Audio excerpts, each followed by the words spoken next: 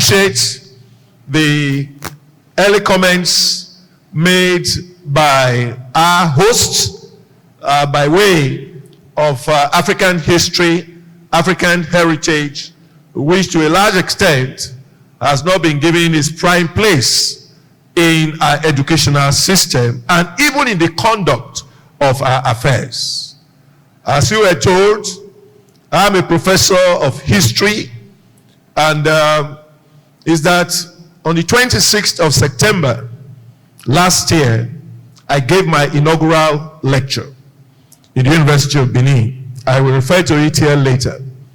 And one of the items I raised academically is how, just as our host pointed out, African history and past was grossly distorted as far as records were concerned, and impressions that were given on the basis of which the slave trade and slavery took place for centuries.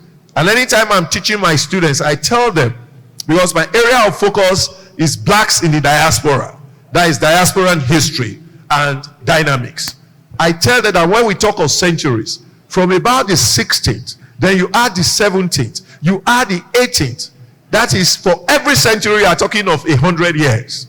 We are saying for 300 years plus, Africans were being bought from here as slaves and being taken to different parts of the world.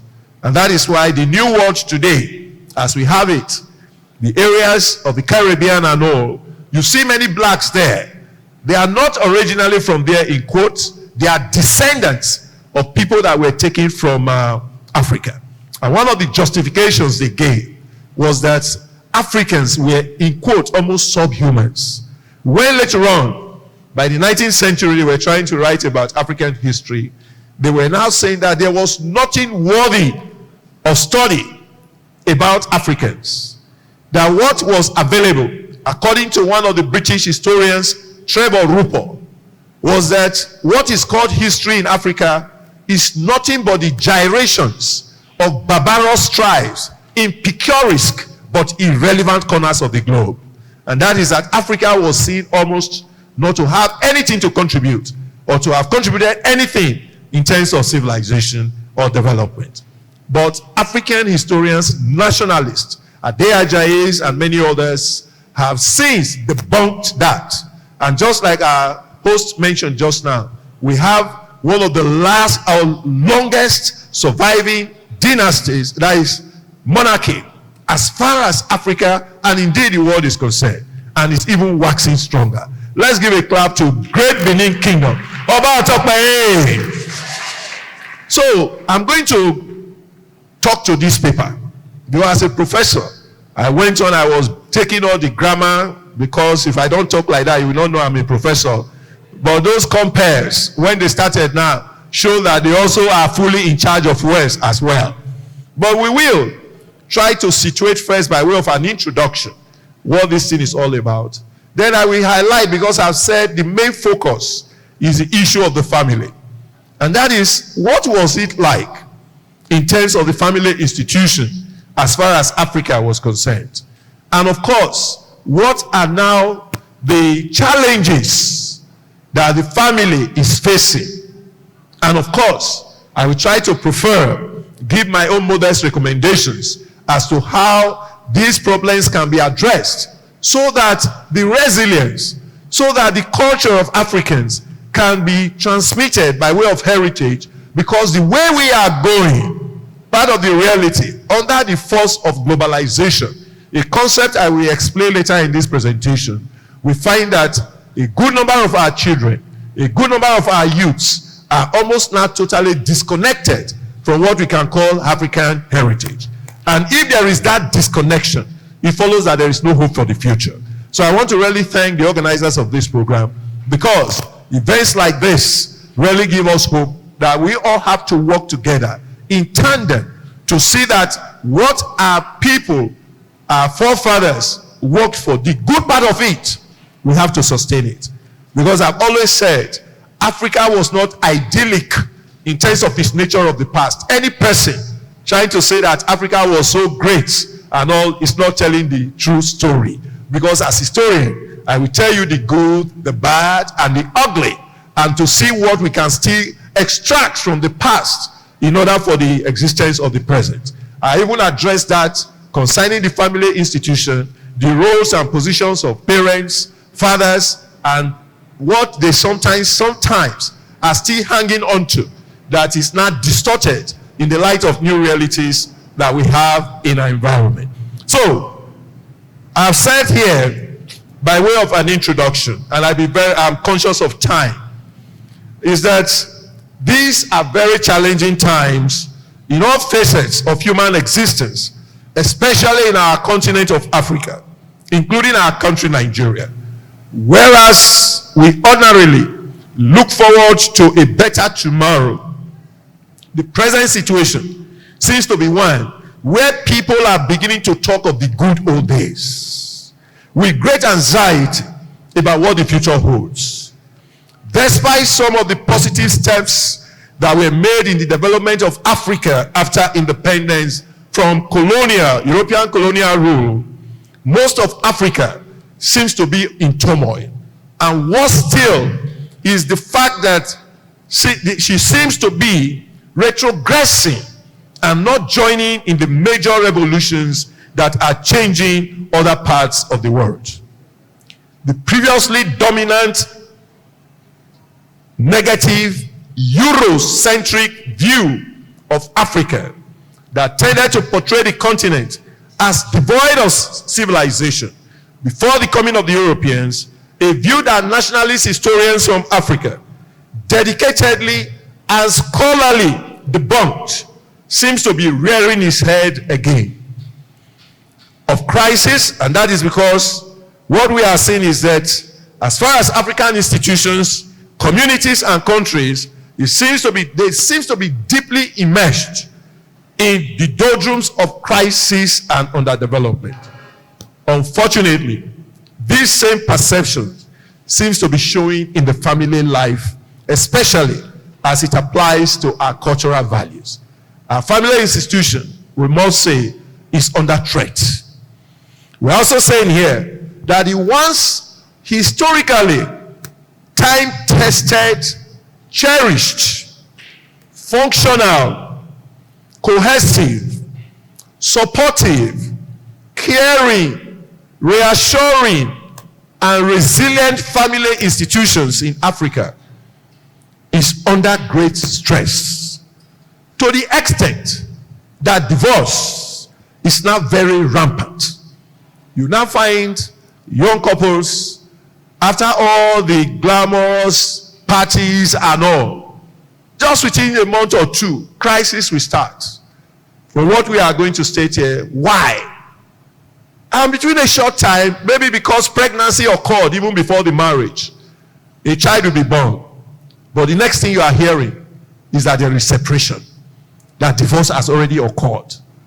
And one of the things I said I'm going to first put on the table before I go on is that I told you just now that I'm a professor. My wife is a professor. But come September 13 this year, we are going to have been married for 40 years. Okay? And we have been to the United States, all of that. And my wife somehow is even more educated than myself because she has more degrees than myself. She got some degrees in education even before coming to law. But we have managed. So what is it that is now happening? That all of a sudden, as you will see later, there is so much intolerance, lack of patience, aggressiveness, and not facing the family institution. And so for our children, don't study that, because our parents, our grandparents, the heritage we are trying to really foster now, they really manage their marriages and families very well. Very few of the older generation came from broken families. But today, it's almost a common thing all around us. In addition, it's what we call domestic violence, which sometimes gets fatal, which is on the rise. And so you are hearing people being beaten, wives being killed, husbands even being killed as well. And the question is, what is leading to this? How was it that in those days, possibly, it would be that if a family also decide to even fight, they can give public entertainment by way of their wrestling skills, but later they will manage the situation. But as now, the modern times is I are hearing of women taking acid, people being shot, and as I have said, resulting in casualties. And then, white children are becoming uncontrollable, very disrespectful, violent, and almost empty culturally. Talking about these issues that we'll be looking at later, being disrespectful, basic ethics, whereby I was taught long ago as a little child that when I see an elder, I must greet the elder, somebody senior to me. And if I see an old woman, and I know I practiced it in my life, I'm not theoretical, carrying load and all of that, I will offer to carry it as it were. Today, even for all the professors you hear are being called, students, little ones that pass me by, they hardly ever greet until they discover that you are teaching them in a particular course. And what I have decided now, well, when you carry your bag of books and others, you carry food and all, you are going up, climbing the stairs. Old man with the hair showing, they will not pass, they will not greet. But that is not the African child that we know. What has gone wrong?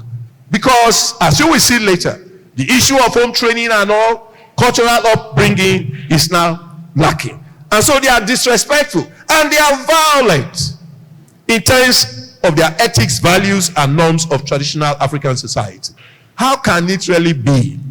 How many times was it ever recorded in our old customs and societies that you will just wake up, one little disagreement, you will carry axe, you will carry cutlass, you carry acid, you carry guns, you start killing fellow human beings because of, oh, he was looking at my girlfriend. You now kill somebody for that. He was talking to me anyhow. His shoulder touched my shoulder and things of that nature.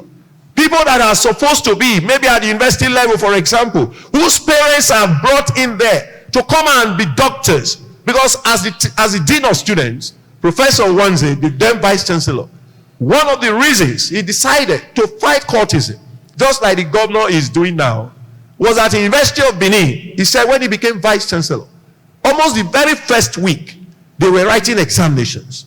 A medical student who had a paper to write, because he did not pass, left. But behold, he came to write that paper, the last paper. As he was coming out of the examination hall, his brain was shattered. The boy was wasted and killed by cultists. And that is somebody's child, the child of this society. How did we really get to miss it? Why can't we value lives again? It's not in our culture, it's not in our heritage, it's not in our tradition.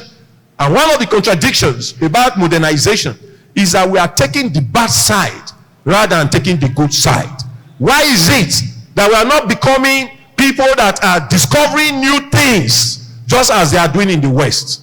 When we say that all of a sudden we want to dress like them, we want to be like them, but we are taking the negative instead of the positive. And so these are issues that we believe we have to look at.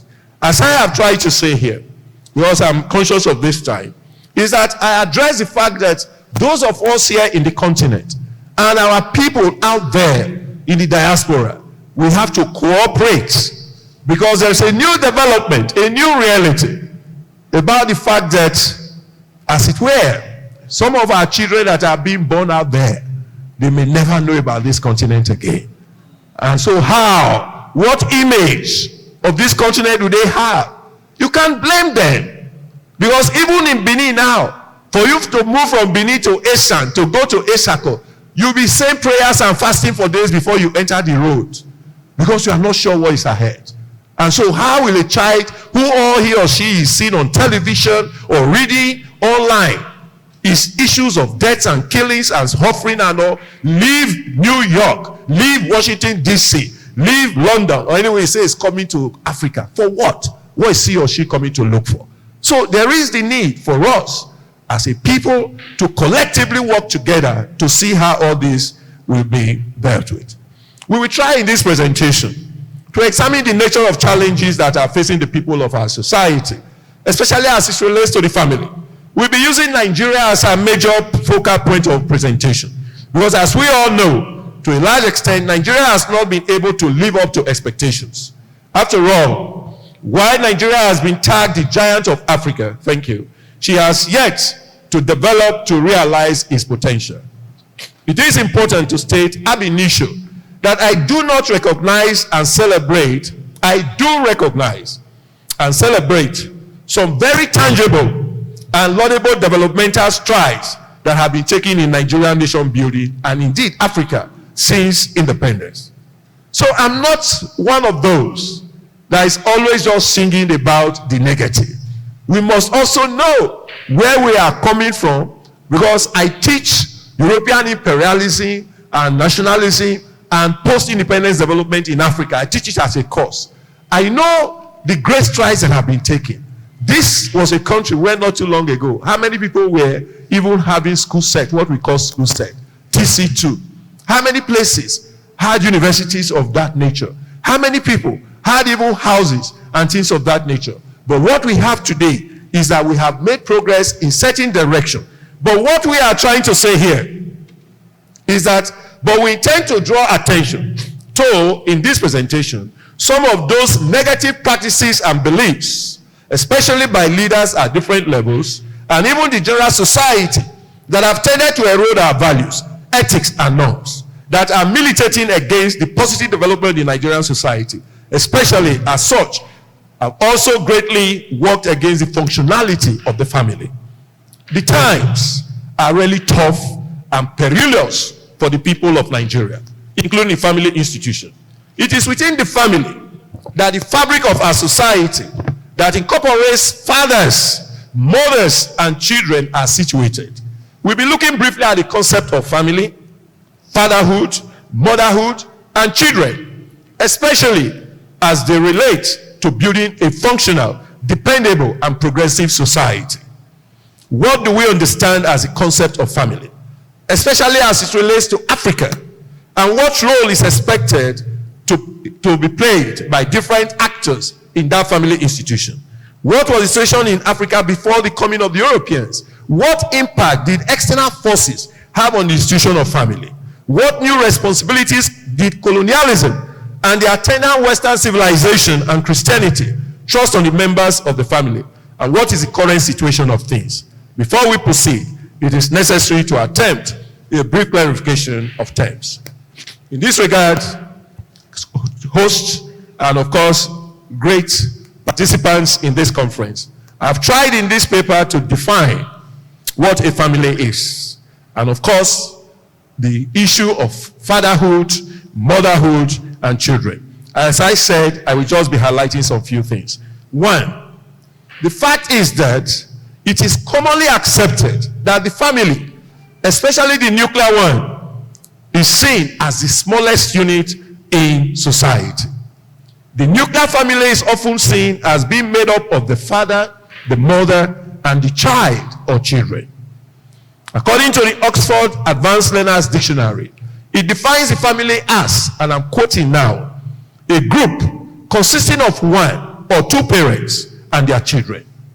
In most African societies, the processes for the establishment of a family were and are often preceded by the enactment of a marriage. It is through marriage that a male and a female come together, and after going through institutionalized community and society rights, a marriage is taken to have been contracted. It is important to point out at this stage that in most African traditional societies, there was a societal approval. Something very important we are coming to later. There was a societal approval of a man marrying more than one wife. It was approved in our society. And it's of course, which in modern day parlance is referred to as polygyny. Polygyny. While in a few of the societies, the practice of polyandry, which is a woman marrying more than one husband, was also recognized. the diversities, peculiarities of the customs and traditions of the marriage institution is well noted. We are still living witnesses to the fact that when you are getting ready for marriage now, you talk of traditional marriage. And even those in the US, sometimes they also connect with us when they say they want to embark on those traditional marriages. And so what we are saying here is that there are diversities. What is happening in Benin is not necessarily what is happening in Igbo State and others. And we have been hearing one of the issues which I did not even highlight in my paper, the changes that have come in terms of the cost of marriages. How it is that some families wait to change their destiny from what they are going to get from bride price payments. And sometimes, after all those payments, they have their consequences. You have seen potential husbands running away, and they say they can no longer continue. And some that marry, they know they are paid heavily, and you now come, and you want to assert certain things. Quarrel will always follow. And so, we are saying that, let us take note first. When we are talking of Africa, issues of marriage, family, it's not a single one. There are differences that do exist in that regard. But then, basically, the marriages were expected to produce the families, which now incorporated the father, the mother, and child or children. It is interesting to note that especially in the Western world, and even in Africa now, this is one of the challenges we are facing. The idea of single parenthood, especially single motherhood, is now becoming a new development. If parenthood, a father cannot say, I just want to have a child. It's the mother. It's the woman that can say, I want to have a child. I don't want to marry. I don't need a husband. And sometimes not one child, not two, not three. You rarely see them. And so what is normally missing is that we see that there are roles, functions that fathers in the traditional system were supposed to perform, which even in the Christian tradition now, or Western tradition, parents in terms of fathers have roles to play. Mothers have roles to play. And so part of the dysfunctional society we are having is where these roles are now being taken up by one. And worse still, although not yet clear here in Africa or in Nigeria, is when I was mentioning a man marrying a woman. All of a sudden, we are now having situations where man says he wants to marry man, and they do marry. And then woman says he wants to marry woman, and they do marry. And the next thing you see them sometimes say they are adopting children and all. So all of these, they have consequences. And so, I try to point out here where we are saying the importance of marriage. But the ideal situation is that of having two parents. It is instructive that even in the coming of our Lord Jesus Christ to this world, that is his incarnation. He came through the ideal family of who? Mary, Joseph, and Jesus. And even though Joseph was his foster father. And so, this reaffirms that it could have been Mary that we just give birth to Jesus. But that was not to be. God instructed Joseph to be the father. And we know that just like the roles our parents were playing here and are still expected to play, Joseph was there to protect Mary and Jesus. He was the one the angel meant to say, take him and go to Egypt. He was the one that taught Jesus carpentry, which is acquisition of skills, to empower him before he went into the ministry. Why are we saying this? Is that the mother was there, taking care of Jesus, praying for Jesus, but the father also had roles to perform. And so, Africa also operated in that direction. So, what we are saying is not something we should be ashamed of in any way. It is that is what orderly is supposed to be. Very quickly, we are saying the father is often seen as the head of the family. And this belief is nearly a universal one, with very few exceptions. And it was, and to a large extent, the situation in Africa. The other important component of the family is the mother. It is the combined efforts of the father and mother, which in the African environment could only be a man and a woman, as against the now emerging unholy combination of man and woman that can be parents. As you'll be sure later, there were very critical roles which the father had to perform in relation to his family, including the children of the family. It should be noted at this point that these roles of a father could sometimes be performed. Let's take note here. These roles of father and mother could sometimes be performed by non-biological parents. And that is the society. And that is that, as you will see in the traditional African society, the child was seen as a society's product. It belonged to the society. So we all had rights to take care of the children, to guide them, and to raise them. But that, of course, we are seeing now, except that new laws are coming up to try to regulate it, where all of a sudden, some schools, some parents were beginning to say, you cannot touch my child. You cannot control my child. Is it almost time up? Well, I will take a easy. Okay, I will run out there. Let me quickly now. So, what are some of these roles? I said I'm always used to adjusting. The position of the role of the family, I just highlighted this. Let's listen to them. They are supposed to be protectors of the family, both physically and spiritually. They are supposed to be providers for the family of food, accommodation, and other things necessary for the well-being of members of the family. They were the disciplinarians of the family, admonishing and punishing especially the children, although sometimes the mothers were not spared from such punishment, even involving beating. Very bad guys. They were the teachers of the children, especially it affected the boys, and very critically they were the agents of teaching the norms and values of the society. And they also taught the boys survival skills, such as occupational skills, which explains why most children follow the trade or occupation of their fathers. In Benin today, you have artists and all, carvers and all. You check their pedigree. You discover that their parents and all. That was what they were doing before. It was one thing that was happening at that time. Then, of course, the fathers were the chief managers of the resources of the family, resources with a view to ensuring the continuity and its sustainability. They were peacemakers and mediators in resolving conflicts within the family. They were also expected to organize marriages for their children. I went on to try to explain here that even with the coming of Christianity and Western civilization, these roles have not been destitute. They are still there. But new things have now happened. And that is that we now find that the fathers are the ones who are expected to sponsor and finance their children's education, including getting them admission, paying their school fees, buying their books, and of course feeding them. As Christian fathers as well, they were expected to raise their children to become good Christians and people that respect and of course grow in the Christian faith. They are also expected to ensure that children behave and are disciplined and morally upright. And then, of course, helping as much as possible to guide the children employment after completion of their pursuits. All of these include some of the roles that the fathers were to perform. What of the mothers? And we have tried to define here that in standard meaning, motherhood is given to be the state of being a mother. Furthermore, it is stated that a person enters motherhood when she becomes a mother.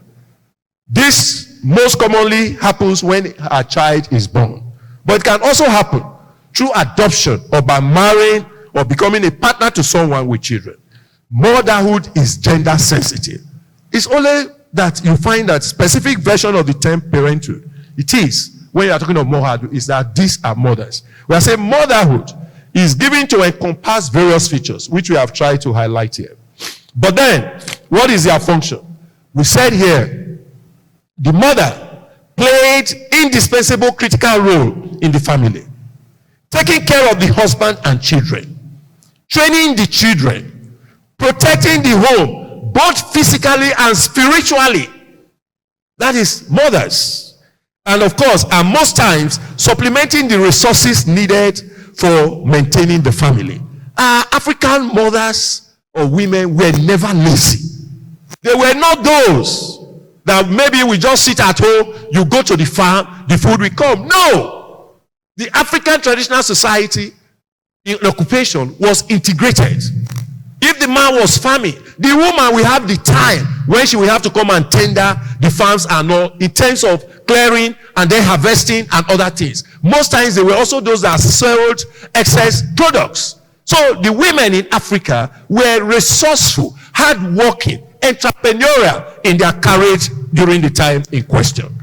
And so we are saying the African woman has always been very hardworking, resourceful, and responsible for the judicious management of the resources of the family. And of course, they ensure that the conditions in the other room were always properly handled and hobbies were happy and satisfied. It can be argued that the mother was and remains an indispensable pillar of any family.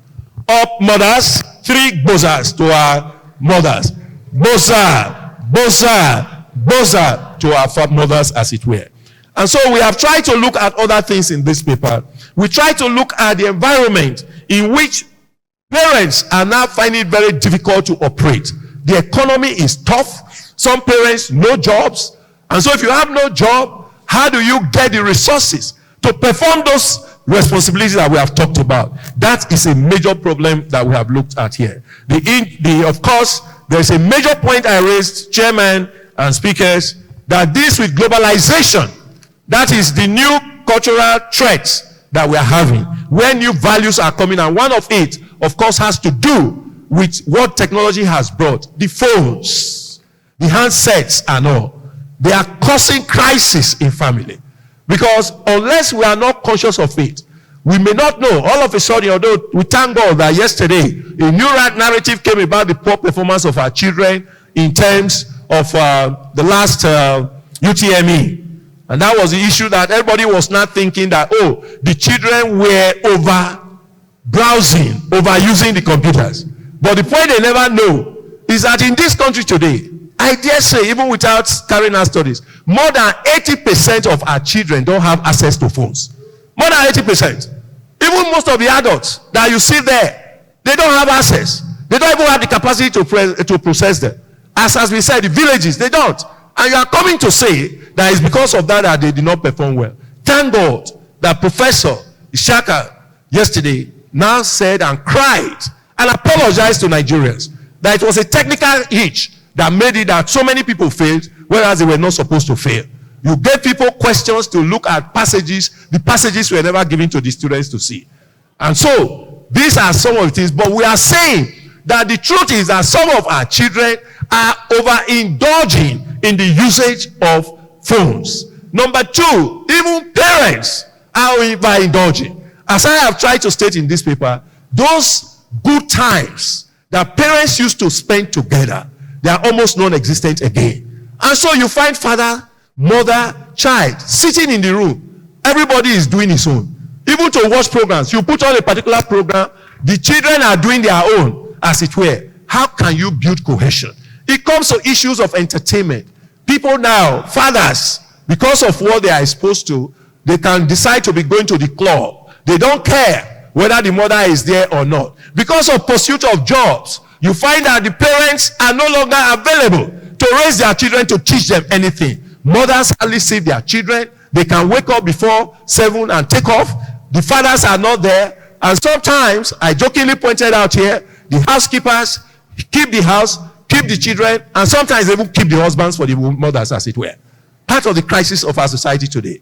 Because when there is void, there is definitely going to be action that we fill up. So, I have also mentioned here that there are certain things that have come up that have made it that we are now having crisis. Education is supposed to help us, to expose us to what we call better behavior, greater assets, and things of that nature. But unfortunately, as I'm trying to point out here, is that we have suddenly fallen prey to always asserting negative things in terms of what our parents are doing. I said the marriage institution in Africa is also under attack by modernity and some of the factors already identified above. In addition, however, there are now emerging tendencies, because these issues that they will discuss, emerging tendencies among couples in present day, modern society, that are bringing greater strain on marriage. Ironically, one of them is education, especially with the exposure to Western education or civilization. it is important to note that to some extent, especially in the context of the practice of polygamy, Eastern civilization is very akin to the African one.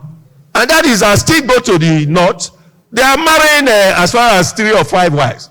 But here, part of what we are looking at, people that get too fully engaged in Western education, they will now, even to smile at a woman is a problem. The fact is that, from what we are saying here, it is unfortunate that it's thrown up unintended challenges for marriages, and indeed for the family. One of such challenges is the paradoxical, I call it paradoxical consequence of liberation. That is awareness which education brings, as well as equality. That is making couples. What has education done now? Part of it is that it's making couples to be more individualistic. That is, they are married, but everybody is still keeping his line. Maintain your lane. It's leading to assertiveness of their perceived rights. It is my right. You cannot do this to me. You cannot tell me this in marriage. They want to quote constitution to you in marriage situations. Intolerance, arrogance, unapologetic disposition, impatience, extreme possessiveness. And what we are saying here is that it gets to a point, because you are married, you not believe that the woman cannot say hello to another man. You not believe that the man cannot see a girl and say you are fine for saying it at all. They may even Natasha you. And so, the point we are raising here is that things that ordinarily did not really mean anything, they are now escalated. And so you are driving a car, and because maybe you did not park well, you want to look at the back of your mirror because you saw a girl behind. Quarrel will start. What are you looking at? Who are you looking at? This is what you have been doing now. And then all of a sudden, searching for phones, trying to listen, you cannot sleep. Hypertension all over the place. Excessive possessiveness that is now a trend in our society. And of course, we are talking of sometimes leading to suicidal and murderous tendencies and uncompromising when it comes to dealing with their partners. This thing is not just women alone. The men are also guilty of this. Unfortunately, the opposite of the above, this is what I'm preaching here today. And that is the virtues of tolerance, humility, patience, compromise, and apologetic disposition. They can help sustain relationships. And that is, if you have hurt your wife, you have hurt your husband, you're able to say, I'm sorry. But all of a sudden, foaming, carrying face, abandoning your food, and all of that. Because once it starts gently, if it's not arrested, it can be escalated. And so, you find that these things we are recommending must be addressed. So we try to look at the Nigerian government, what they must do in giving us better society and all of it. And I want to thank you, but I must now come to what I will call here, what seems like my admonition to fathers and then to mothers, and the conclusion. Number one, I'm just going to list them. Our fathers, they are to be the child's first teacher. Our fathers, they have to be the first child's teacher. The dads, that is fathers, need to live an exemplary life that is imitable by their children. This is what was happening in our traditional society. They are also to work to provide for family. Sometimes the issue of unemployment is a kind of difficult subject to answer, because they will tell you some people are qualified but they don't have jobs, but there are other jobs available, they are not ready to do them. And so the issue is definitely a problem. But you should provide for your family. That is why marriages are no longer happening most times now, because most young boys or men are not getting jobs. They are not having employment. And if you don't have, you cannot go and marry. And what is happening again, a contradiction, is that women seems to be getting more jobs now than the boys. I used to take in class that how this happens is that when a boy comes to your office and knocks, he wants to bring application. If you are a man, because remember, men are sometimes now those in the positions of employment. They will say, yes, what do you want? Why are you here? They will say, sir, is this a place you should go to? Go and employ and all. But if a fine lady comes and knocks, hello, how are you? Come in, sit down. What can I do for you? And in the end, most of the jobs now look well. Because I wrote a paper on this women acceleration in our society. They are the ones getting the jobs. But women can hardly ever marry men. It's men that have to marry women. And since the boys are no longer getting jobs, marriages are no longer happening as frequently as they should. And so, good dads should discipline their children. Dads should spend time with their children. Dads should be compassionate. They should put their money where their mouth is. You don't just tell a child you can't do this and you are not supporting. Don't provoke your children. Dad never give up on their children. And we are saying for mothers, we are saying they should continue to give unconditional love to their children. That is being committed to give a deep and unwavering affection for their children. They should nurture their children. That is providing care, support, and all. And somewhere here, I even wrote on the fact that mothers have done so well that one of the songs that we all grew up to enjoy has to do with the issue of sweet mother, and I'll go forget you for this suffer way you suffer for me. Yeah. What is it all about? Mothers were always there for their children. I'm saying that the fact remains, as long as most Africans remain unemployed, hungry, and the education of children is not publicly tackled, there's going to be continuous problems for us. But I am saying, as our Dr. T.J. Chunu aptly captured in the paper that was sent to me, if the family is broken, the society suffers. Hence, we are asking partners in marriages, following the African veneration for the marriage institution, that the partners must remain dedicated. They must be conscientious. They must wholeheartedly and undeterredly work and sacrifice to sustain their marriages and nurture their families. Among other things, there should be patience. There should be understanding. There should be tolerance. There should be forgiveness. There should be humility. There should be sufferance. There should be limited liberality. There should be compassion, empathy, mutual respect, and above all, sacrificial love from both parties as much as possible, in order to overcome the negative forces of covetousness, possessiveness, suspicion, grudges, malice, and unforgiving and assertive spirits that continuously assail marriages in Africa and by extension all our families.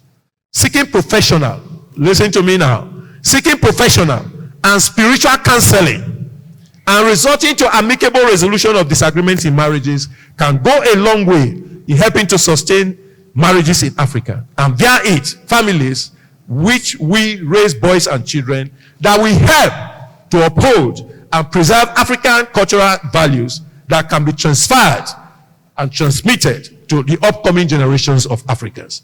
Thank you all for listening. Happy United Nations International Day for Families to all of us. Thank you, and God bless you.